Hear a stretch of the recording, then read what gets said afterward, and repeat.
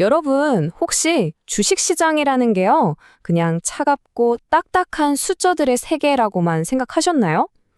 만약 인간의 아주 원초적인 감정이 이 시장을 직접적으로 움직인다고 하면 믿으시겠어요? 오늘은 바로 그 놀라운 연결고리에 대해 한번 깊숙이 파헤쳐보겠습니다.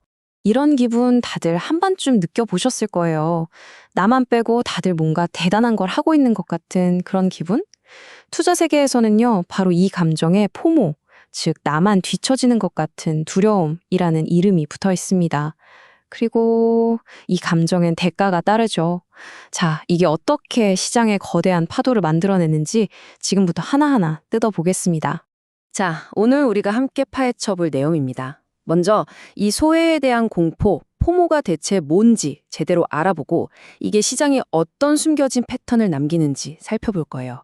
그 다음엔 두려움이 어떻게 구조를 만드는지, 그리고 가장 중요한 거죠. 이 포모를 이겨낼 우리만의 전략은 무엇인지, 마지막으로 핵심 요약까지 깔끔하게 정리해 드릴게요.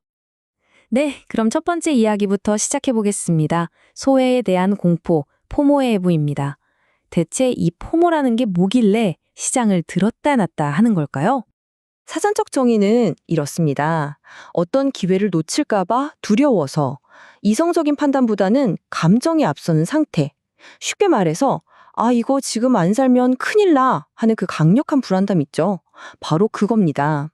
이게 우리의 합리적인 분석 능력을 딱 멈추게 하고 충동적으로 매수 버튼을 누르게 만들어버리는 거죠.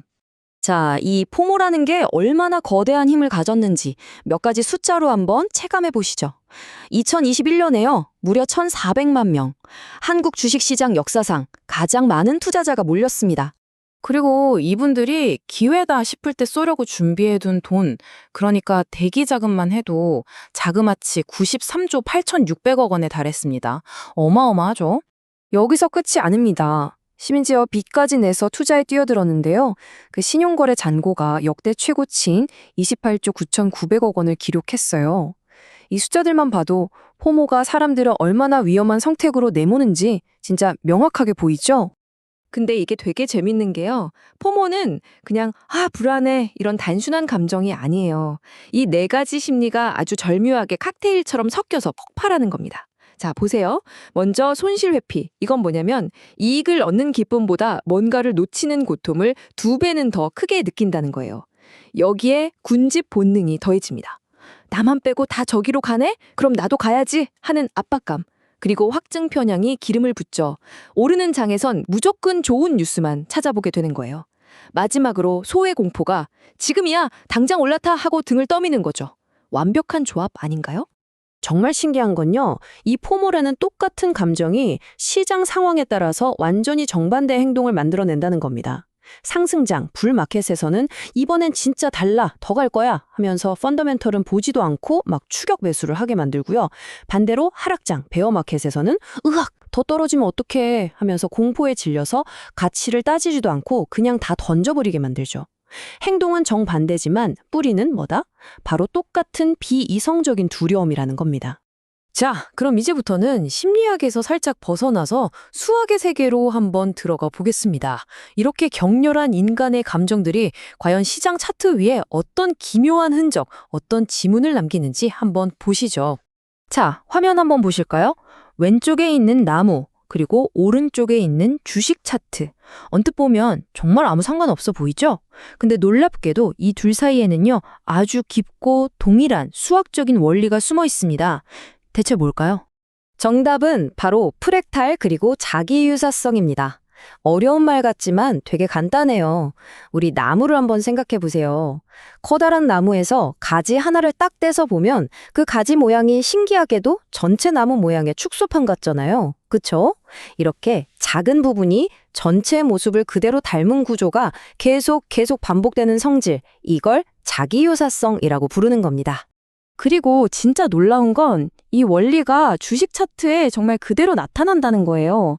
1불짜리 아주 짧은 차트에서 보이는 어떤 패턴이요, 5분 차트, 일봉 차트, 심지어 주봉 차트로 시간을 늘려봐도 거의 똑같은 형태로 계속 반복해서 나타나는 거죠. 그러니까 시간 단위만 다를 뿐이지 시장은 계속해서 같은 패턴을 그리고 또 그리는 셈입니다. 자, 이제 슬슬 퍼즐 조각들이 맞춰지기 시작하죠. 지금부터가 이번 분석의 가장 핵심적인 내용입니다. 바로 인간의 그 원초적인 두려움이 방금 우리가 봤던 그 수학적인 패턴을 만들어내는 일종의 엔진 역할을 한다는 겁니다. 이 포모 프랙탈 순환고리를 한번 따라가 보죠. 자, 1단계.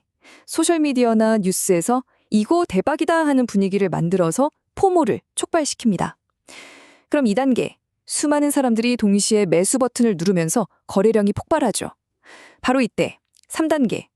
이 집중된 매수세가 차트 위에 아주 특징적인 반복되는 오개봉우리 모양의 프랙탈 고점을 딱 만들어냅니다. 그럼 어떻게 될까요? 4단계. 이걸 지켜보던 기관들이 기회다 하고 이 열기의 물량을 던져버리면서 가격이 급락하죠. 마지막 5단계.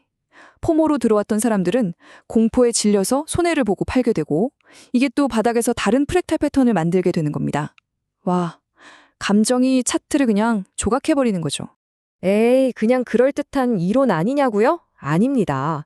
실제 코스피 데이터가 이걸 증명하고 있어요. 사람들이 심리적으로 중요하다고 생각하는 가격대에서 거래량이 평소보다 서너 배씩 폭증했고요. 시장의 탐욕을 보여주는 공포 및 탐욕 지수는 고점에서 극도의 탐욕 상태인 80을 훌쩍 넘겼습니다. 그리고 가장 결정적인 증거, 앞서 말씀드린 그 5개 봉우리 프랙탈 매도 신호가 나타난 지점들이 기가 막히게도 코스피의 주요 고점들과 정확히 맞아떨어졌다는 겁니다. 자, 이제 이론은 충분히 이해하셨을 겁니다. 그럼 이제 가장 중요한 실전으로 넘어가야죠.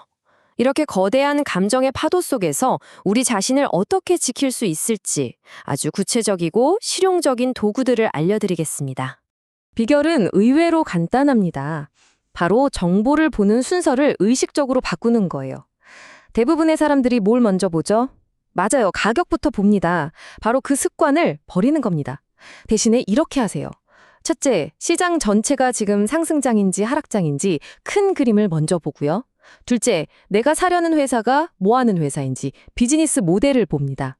셋째, 이 회사가 빚은 없는지 돈은 잘 버는지 재무 상태를 확인하고요. 그리고 맨 마지막에 가격을 보는 겁니다. 이 말을 꼭 기억하세요.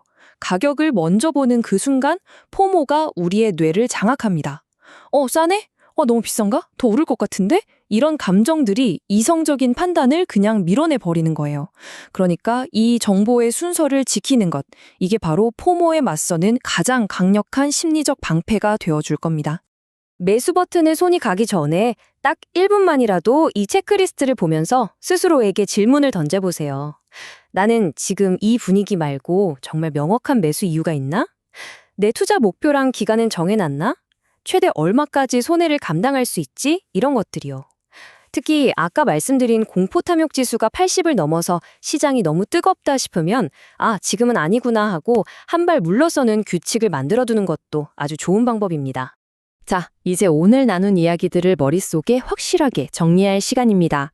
가장 중요한 5가지 핵심만 딱 뽑아서 요적해드릴게요. 첫째, 포모가 고점을 만듭니다. 대중의 집단적인 감정이 예측 가능한 프랙탈 시장 고점을 만드는 직접적인 원인이라는 거. 둘째, 패턴은 어디에나 있습니다. 1분 봉이든 주봉이든 시간과 상관없이 이 프랙탈 패턴은 계속 반복된다는 사실. 셋째, 순서를 바꾸세요. 가격을 가장 나중에 보는 습관 하나만으로도 포모를 막는 강력한 방패가 됩니다. 넷째, 필터를 사용하세요. 프랙탈 같은 기술적 신호에 공포 탐욕 지수 같은 심리 필터를 결합하면 훨씬 더 정확한 판단이 가능해집니다. 그리고 마지막 5째, 미래는 협업에 달려 있습니다. 안정적인 시장은 결국 기술, 규제, 그리고 우리 같은 투자자들의 교육이 함께 가야만 만들어질 수 있다는 큰 그림을 기억해 주세요. 먼 미래의 이야기일 수도 있지만요. 앞으로는 AI가 소셜미디어의 글이나 뉴스를 실시간으로 분석해서 지금 시장 전체의 포모 지수는 몇 점입니다 하고 알려주는 날이 올지도 모릅니다. 그렇게 되면 개인 투자자든 규제 당국이든 완전히 새로운 차원에서 시장을 바라볼 수 있게 되겠죠. 오늘 이야기를 마무리하면서 여러분께 마지막 질문 하나를 던지고 싶습니다. 이렇게 감정이 점점 더 시장을 강력하게 지배하는 시대에 우리에게 정말 필요한 가장 강력한 무기는 과연 뭘까요? 이 감정을 분석하는 더 똑똑한 알고리즘일까요? 아니면 그 감정의 파도에 휩쓸리지 않으려는 우리 내면의 단단한 자기 절제일까요? 한 번쯤 깊이 생각해 볼 만한 질문인 것 같습니다.